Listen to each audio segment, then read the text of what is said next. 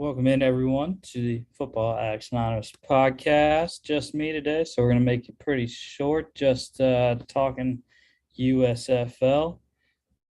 So we had the playoffs happen this past weekend.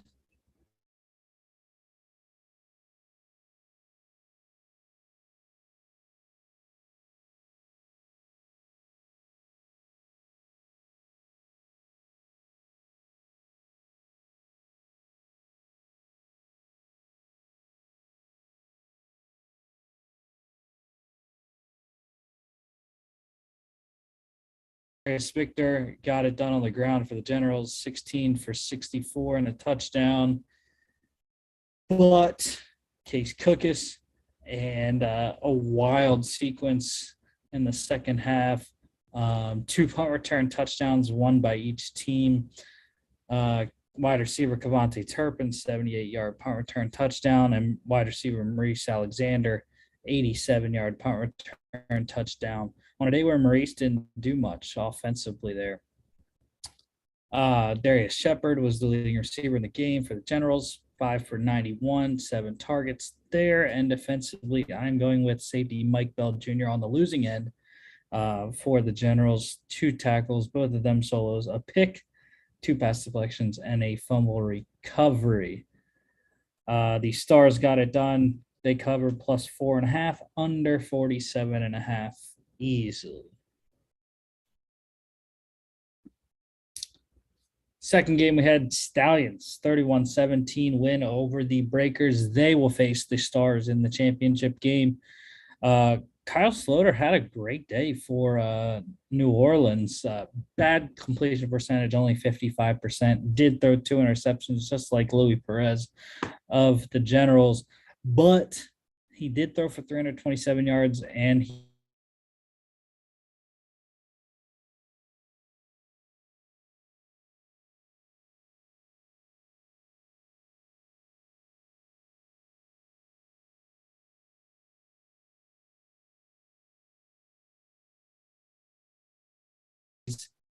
And offensively, New Orleans, Jordan Ellis, pretty good game receiving wise for him, 3 for 52 and a touchdown. Sal Cannella, the tight end for the Breakers, what a game and a losing effort. 12 receptions, 154 and 16 targets for him. Crazy production there. Osiris Mitchell got in the end zone for the Stallions. Victor Bolden also 90-yard kick return touchdown. I think that was the backbreaker for the Breakers. Defensively, DeMarcus Gates is the defensive player of the game easily for the Stallions. Linebacker, 6 tackles, 5 of them solos, a tackle for loss, a pick, a pass deflection, and a touchdown. That was a 71-yard pick 6, which was very, very electric there. So the Stallions covered -5, over 44.5 hits. Okay, so here is our USFL Championship game. It is the 7-4 Philadelphia Stars versus your 10-1 Birmingham Stallions. I think it's going to be a great game. People had been predicting the Stars. I had heard some people predict the Stars before. The matchup looks pretty decent. Actually, it's 5-1 in terms of Birmingham and the matchup stats that Fox Sports gives you on their app. But it is pretty close other than the rushing yards. Rushing yards is a pretty big discrepancy, 135.7 for the Stallions, 103.4 for Philly. Points per game, also a big difference, 16.9 allowed.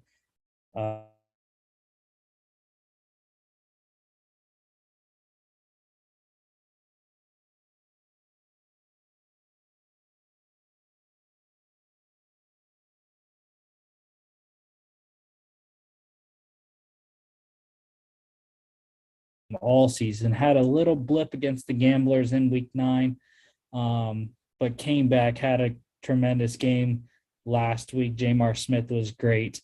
They need to find some more running game with Bo Scarborough, but Jamar Smith com- complements him well at the quarterback run in the quarterback run game.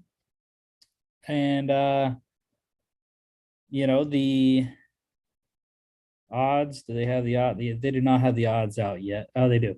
4.5 point favorites are the Birmingham Stallions. 45 is your total. I think it goes over. I think we could see a game similar to what we saw against New Orleans, 31-17, somewhere around along those lines. It may be closer. Philly scores 26.4 points per game, Birmingham 24. So there's 50 based off just what they average. Like I said, the Stallions defense is very good. And the Stars defense is not as good in terms of points allowed. So Birmingham gets it. They win the inaugural USFL Championship. And we will talk about this game next week. This game is on 7:30 on Sunday, 7:30 p.m. Eastern on Fox. And then next week, like I said, we will recap the USFL Championship game, and we will finally complete our 8th round with the AFC West draft recap when we have some more guys to talk about. The Chargers, Chiefs, Broncos, and Raiders drafts.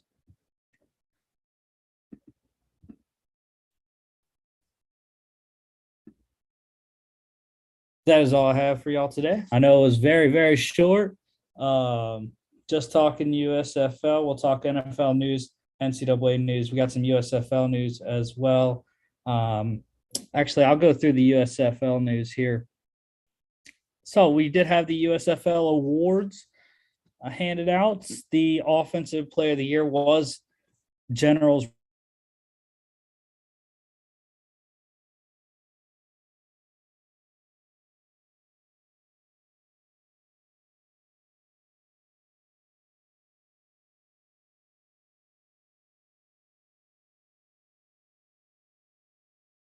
in the regular season.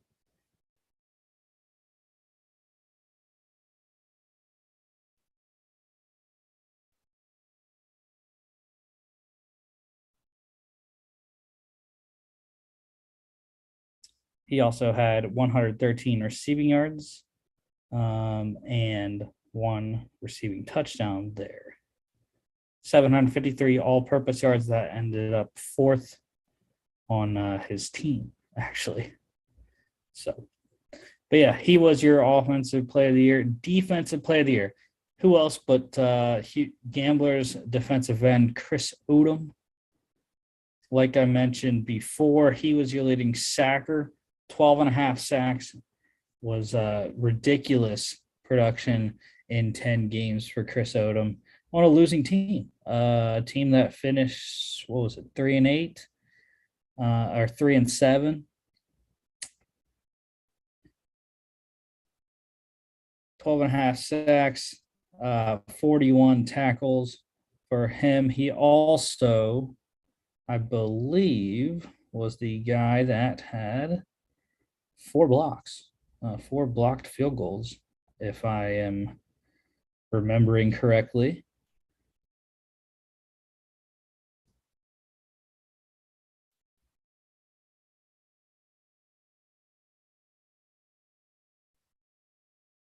Yes. Chris Odom, 4 blocked field goals, so he's going to be a special teams fiend in the NFL when he gets a shot, and also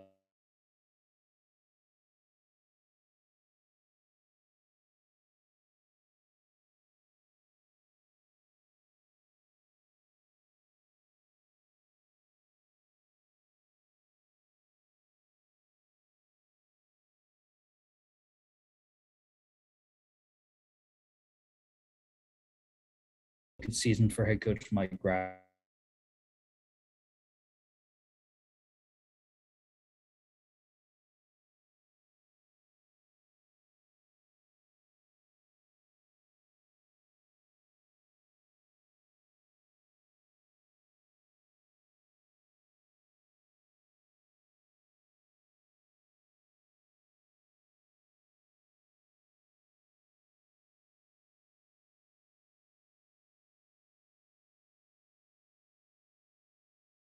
rushing yards as well, and a rushing touchdown, 68 kick return yards, and then 184 punt return yards.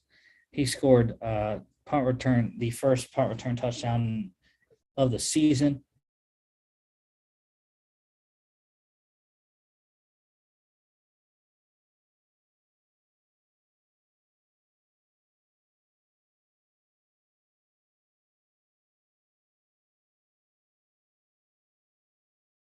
That is all I have for you now. I wanted to stretch it a little bit longer, so thank you all for watching. Don't forget to follow us on all our social media at FAA Podcast on Instagram and Twitter.